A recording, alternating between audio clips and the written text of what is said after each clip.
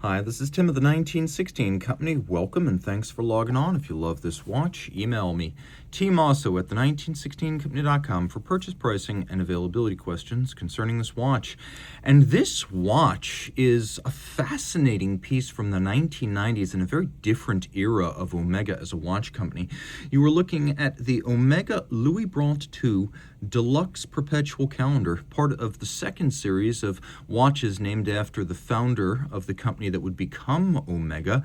This model was launched in 1991 and built through 1997. You're looking at reference 175.0302. A handsome watch, and a watch that features a complication rarely associated with the parent brand.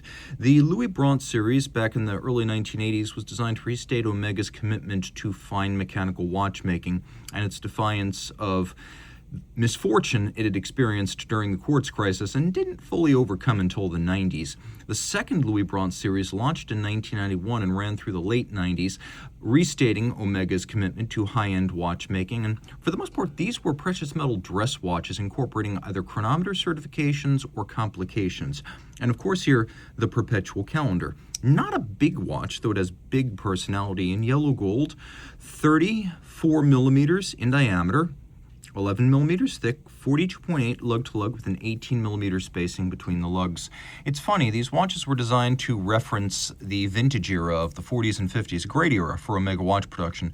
Though released in the early 90s, these now feel vintage to us from our standpoint of 2026. So let's call it neo-vintage or new vintage. On my wrist, you could see that it's not that big. It's got very strong lugs, but they're not all that broad. At under 43 lug-to-lug, this watch will fit on a wrist as small as 13.5 centimeters circumference, and my wrist is 16 to give you a sense of scale. I'm pulling the strap tight because it is a substantial strap.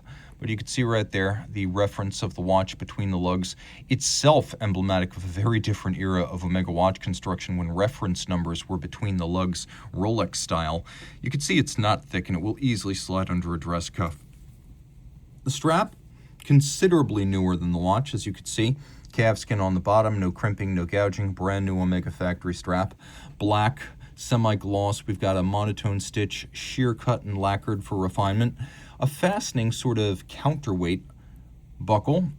You could see that it is made of gold, just like the watch. Although not super easy to show. Let's see, there you go. You can see that the buckle was made by clasp and buckle specialist Bousselador. What I haven't quite figured out is who made this case. So let's see if we can crowdsource this one right here. Remove some of the adhesive. We had some sort of a sticker on the back of this, and I've done my best to remove that for you. But who made this case? GVE. It's Swiss hallmarked because the watch was made in Switzerland, so it would have had to have been Swiss hallmarked. And here's your pre-August 1st, 1995 Helvetic head hallmark right there. But a lot of times, if this was made in Switzerland and it was not made by Omega or a Swatch company, you would have some sort of a guild stamp with a number in it. So GVE, crowdsource this. Who do we think made that? I often know, but this one's got me puzzled. The case is quite strong. As you can see, the lugs are massive for a relatively small watch and squared off on their ends. We have pusher adjusters on both sides for the calendar system. And you can see, if you look carefully, it is a modular calendar. The center lines of the pushers are above the center line of the crown, and the watch would have been water resistant to 30 meters in its day. I would not try that today. I try to keep it absolutely dry.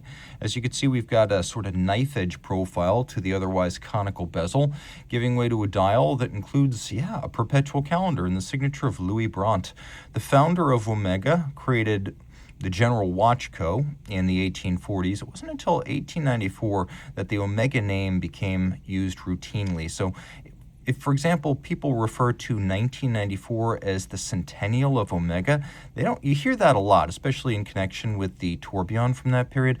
They're talking about the name, not the company. The company is quite a bit older. The dial is beautiful, and it has a polished inner bezel that reflects light back onto it. We have faceted and beautifully elongated, narrow Dauphine-style hands. You can see that the faceting makes them contrast better against the silver-white dial base.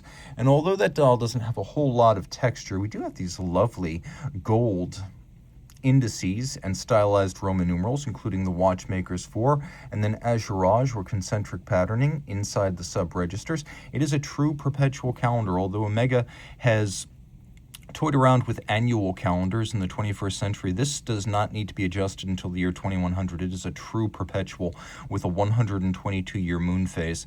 We have a little concentric indicator of two systems here. One gives you the month, and then the other the leap year phase, and BS is quantième bissextile, the leap year en français. And we'll turn it over, and here you can see ETA 2890. So the predecessor to the 2892. The movement is mostly identical. It does have one distinction. If you pull the crown out, notice that there is no seconds hand here, so there is no hacking mechanism. Bidirectional winding, 4 Hertz.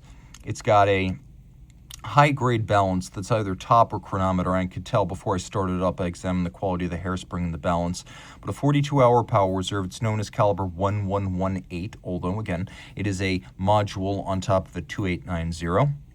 And as you can see, it uses Edicron for fine adjustment, and for ultra-fine adjustments, an eccentric screw micrometric regulator. It's nicely decorated, gold gilded with stripes applied on the bridges as well as the rotor. We have solarization on the center of the ball bearing. You can also see solarization on the barrel cover, and both blued and polished screws. Although this is mechanically applied, it is handsomely executed. It's a good-looking watch and a very, very hard one to find. I've been doing this for 12 years, and this is the second time one of these has crossed my desk. So if you want something very special that occupies a towering spot in Omega's history, this is a great example of an Omega watch your friends will not have and probably cannot have.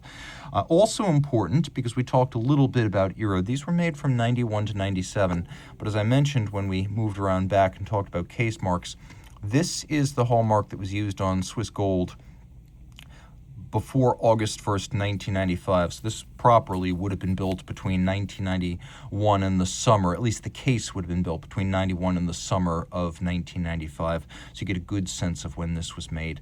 Reach out to Team Mosso at the 1916company.com for purchase and pricing details.